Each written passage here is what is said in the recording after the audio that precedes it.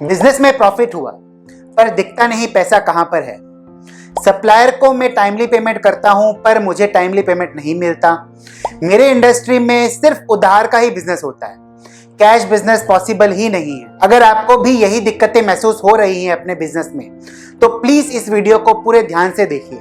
मेरा नाम है सीए ऋषभ बोथरा और मैं एक बिजनेस कंप्लायंस और बिजनेस प्रोसेस कंसल्टेंट हूं। We have helped many enterprises in identifying the cash flow challenges and help them in framing a right strategy so that they can manage their cash flows properly.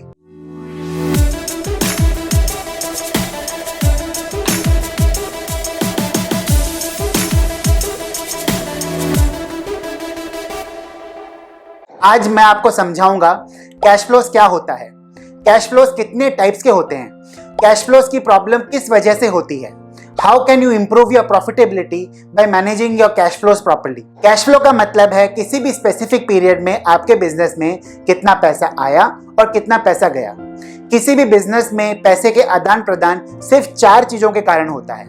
पहला है आपने किसी को goods या service बेची और उसके बदले आपके पास पैसे आए। आपने किसी को गुड्स या सर्विस खरीदी और उसके बदले आपने पैसे दिए। आपने किसी से लोन या कैपिटल रेज किया, उसके चलते आपके बिजनेस में पैसे आए। और फाइनली चौथा, आपने किसी का लोन या कैपिटल दिया, उसके चलते आपके बिजनेस में पैसे चले गए। सिर्फ ये 4 कारण ही है जिससे हमारे बिजनेस में पैसे का आदान प्रदान होता है और इसमें से कोई 5वां कारण है ही नहीं। अगर हम सिर्फ ये 4 कारण को डिटेल में समझ लें तो हमारे बिजनेस में कैश फ्लो का प्रॉब्लम का पूरा कारण हम जान जाएंगे। अब आइए जानते हैं कैश फ्लो कितने प्रकार के होते हैं। पहला होता है नेगेटिव कैश फ्लो और दूसरा होता है positive cash flow. Negative cash flow का मतलब है आपके बिजनेस में पैसे कम आया और पैसा ज्यादा गया। पॉजिटिव कैश फ्लो का मतलब है आपके बिजनेस में पैसा ज्यादा आया और पैसा कम गया।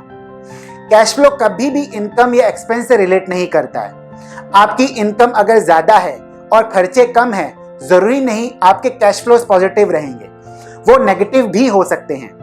कैश फ्लो सिर्फ रिलेट करता है आपके बिजनेस में पैसे के आने जाने से। अब डिस्कस करते हैं कैश फ्लो की प्रॉब्लम किस वजह से होती है। मैं एक मेरे क्लाइंट के पास बैठा था, उसकी प्रॉफिट लॉस और बैलेंस शीट स्टडी कर रहा था। उसमें लगभग 20 करोड़ का टर्नओवर था। मैंने उससे पूछा, ये टर्नओवर 20 करोड़ का है, तुम ग्रॉस प्रॉफिट कितना कमाते हो? उसने बोला 15%। मैंने पूछा और नेट प्रॉफिट कितना कमाते हो? उसने बोला 10%। मैंने कहा इसका मतलब तुमने अपने बिजनेस में 20 करोड़ का टर्नओवर किया है और तुम्हारे नेट प्रॉफिट कम से कम 2 करोड़ के आसपास जाना चाहिए। उसने बोला हाँ, आना तो चाहिए। उसके प्रॉफिट लॉस में भी 2 करोड़ के आसपास का प्रॉफिट भी दिख रहा था। फिर मुझे वो बोलता है, ऋषभ जी मैंने 2 करोड़ तो कमाए पर मुझे वो 2 करोड़ कहीं दिख नहीं रहा। यहाँ तो क्रेडिटर्स का पेमेंट भी टाइमली नहीं हो पाता है, आप बोल रहे हो 2 करोड़ का प्रॉफिट हो गया है, मेरा 2 करोड़ आखिर गया कहाँ? ये सवाल सिर्फ मेरा एक क्लाइंट का नहीं बल्कि लाखों बिजनेस ओनर्स का यही सवाल है। इसका जवाब ये है कि आपका जो प्रॉफिट है वो आपके बैंक अकाउंट में नहीं है, आपके बिजनेस के अंदर फंसा हुआ है। पहला कारण, आपका पैसा आपके कस्टमर के पास फंसा हुआ है। दूसरा कारण, आपका पैसा इन्वेंट्री में फंसा हुआ है।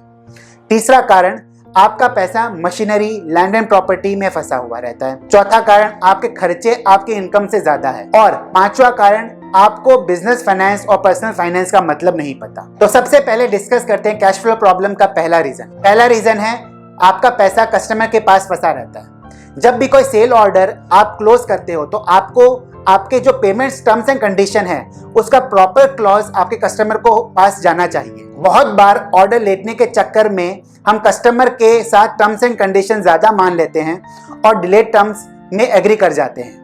कंडीशंस एग्री करने से पहले आप अपनी वर्किंग कैपिटल स्ट्रेंथ मेजर ही नहीं करते।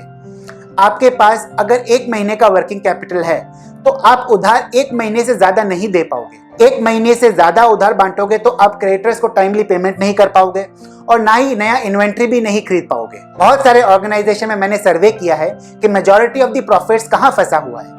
उसमें मुझे ये मिला कि अगर कोई ऑर्गेनाइजेशन अपने टर्नओवर पे 20% प्रॉफिट कमाता है तो उसका 15% प्रॉफिट जो है वो अपने कस्टमर के पास फंसा हुआ रहता है। सिर्फ खाने पीने के खर्चे निकलते हैं और सारा प्रॉफिट का जो पैसा है वो कस्टमर के पास होता है। तो आपको ध्यान रखना है कि उधार उतना ही बांटो जितना वर्किंग कैपिटल आपके पास है।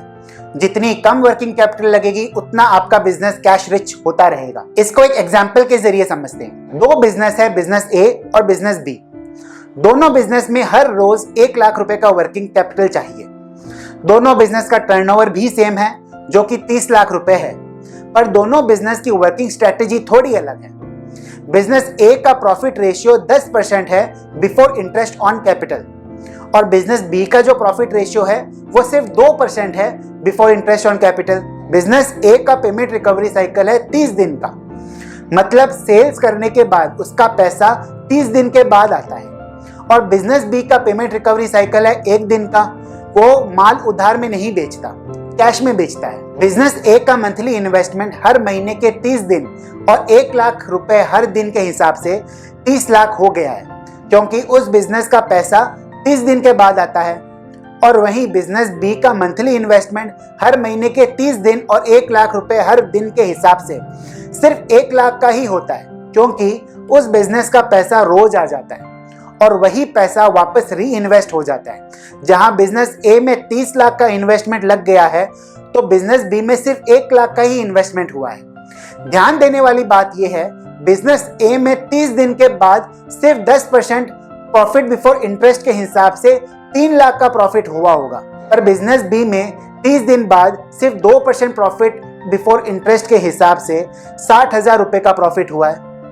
अगर आप ध्यान से देखेंगे, बिजनेस ए में प्रॉफिट भले ही 3 लाख दिखा रहा है, पर उसमें से सिर्फ 10,000 ही रियलाइज हुआ है, क्योंकि इसका पेमेंट साइकिल 30 दिन का है। ये वो पैसा रियलाइज हुआ है जो उसने डे 1 में बेचा था।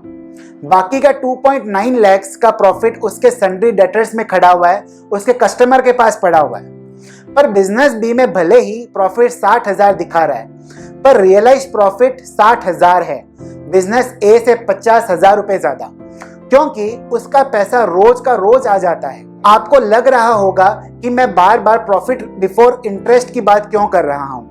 वो इसलिए बोल रहा हूं क्योंकि जो बिजनेस में कैपिटल इन्वेस्ट किया है, उस कैपिटल का अगर हम कहीं दूसरी जगह इंटरेस्ट पे लगाते हैं तो उसका इंटरेस्ट भी मिलता है, पर हमने वो इंटरेस्ट नहीं कमाया क्योंकि वो पैसा हमने बिजनेस में डाल दिया है। बिजनेस ए में 30 लाख रुपए डाल दिया है और बिजनेस बी में सिर्फ 1 लाख ही रुपए डाला है। अब कैपिटल इन्वेस्टेड का अगर उसका इंटरेस्ट अगर 10% के हिसाब से गिने तो बिजनेस ए का इंटरेस्ट कॉस्ट 30 लाख के 10% के हिसाब से 3 लाख होता है, और वहीं बिजनेस बी का इंटरेस्ट कॉस्ट 1 लाख के 10% के हिसाब से 10,000 ही होता है। अगर बिजनेस ए में प्रॉफिट से इंटरेस्ट कॉस्ट माइनस कर देते हैं तो बिजनेस में प्रॉफिट कुछ भी नहीं बचता, पर बिजनेस बी में अगर इंटरेस्ट माइनस कर देते हैं तो भी प्रॉफिट में 50,000 रुपए बच जाता है। बिजनेस ए में ज्यादा प्रॉफिट होने के बाद भी पैसा ज्यादा रियलाइज नहीं हुआ, जबकि बिजनेस बी में कम प्रॉफिट होने के बावजूद भी ज्यादा प्रॉफिट रियलाइज हुआ। ये इसलिए हुआ क्योंकि बिजनेस बी का पैसा 1 महीने में 30 बार घुमा और बिजनेस ए का पैसा सिर्फ महीने के 1 बार ही घुमा। तो आप देख सकते हैं कि किसी भी बिजनेस में अच्छा कैश फ्लो होने से प्रॉफिट बहुत ज्यादा रियलाइज किया जा सकता है, कम पैसे में भी ज्यादा प्रॉफिट कमाया जा सकता है। तो ये था बिजनेस के कैश फ्लो का पहला प्रॉब्लम। पहले हमने डिस्कस किए थे 5 कैश फ्लो के प्रॉब्लम और एक हमने अभी डिस्कस कर लिया है। तो बाकी के जो 4 कैश फ्लो के जो रीजंस हैं, आपका पैसा आपके इन्वेंट्री में फंसा हुआ रहता है, आपका पैसा मशीनरी, लैंड और प्रॉपर्टी में फंसा हुआ रहता है, आपके खर्चे आपकी इनकम से ज्यादा हैं, आपको बिजनेस फाइनेंस और पर्सनल फाइनेंस का मतलब नहीं पता। ये 4 रीजन अगले वीडियो में मैं डिस्कस करूंगा। अगर आपको ये वीडियो पसंद आई हो तो हमारे चैनल को सब्सक्राइब करना मत भूलिएगा और सब्सक्राइब करते वक्त बेल आइकन जरूर प्रेस करें, जिससे आपको हमारी लेटेस्ट वीडियो का नोटिफिकेशन मिल जाए। Thank you, signing off, see you in my next video.